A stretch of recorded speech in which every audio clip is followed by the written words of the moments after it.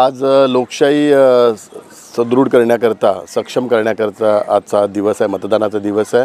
आणि मी सर्वप्रथम सर्व मतदारांना आवाहन करतोय की लोकशाही सक्षम करण्याकरता आपण सर्वांनी मतदानाचा हक्क बजावा।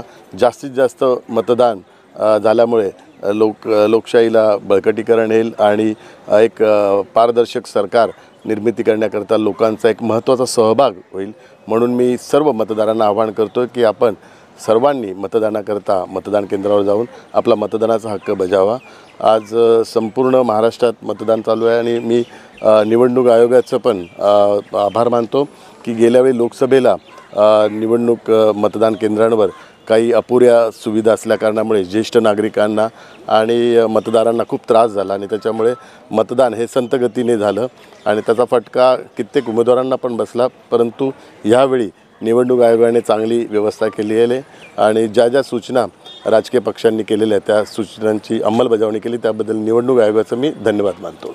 एकंदरीतच काय सांगताय, दोन्हीकडून दावे केले जातील सत्ता स्थापनेचे किंवा सरकार घेण्याचे, काय वातावरण आहे, काय सांगताय? नाही, आम्हाला संपूर्णतः विश्वास आहे माननीय मुख्यमंत्री एकनाथ शिंदे साहेबांच्या नेतृत्वाखाली महायुतीच्या सरकारने जे ऐतिहासिक निर्णय घेतले त्या ऐतिहासिक निर्णयांमुळे विशेष करून नारी शक्तीला आर्थिक सक्षम करण्याकरता लाडकी बहीण असेल, लेक लाडकी योजना असेल, लखपती दीदी योजना असेल आणि विशेष करून महिलांकरता एस टी बसचा 50% सवलत असेल, खूप अशा महिलांकरता योजना राबवल्या करण्यामुळे आणि त्या यशस्वी झाल्या कारणामुळे या महायुतीचं जे 23 तारखेला सरकार बनणार आहे त्यात सिंहाचा वाटा महिलांचा असेल। महिलांच्या आशीर्वादामुळेच हे सरकार पुन्हा येईल हा संपूर्णतः विश्वास आम्हा सर्वांना आहे। लाडकी बहीण भाऊबीज देईल असं वाटतंय का? निश्चित स्वरूपात लाडकी बहीण ही एकनाथ भाऊंच्या पाठीशी उभी राहील, देवा भाऊंच्या पाठीशी उभी राहील, अजितदादांच्या पाठीशी उभी राहील हा विश्वास आज दिसून येत। कारण आपण बघाल जर संपूर्ण महाराष्ट्रात सकाळचं जी आकडेवारी बघितली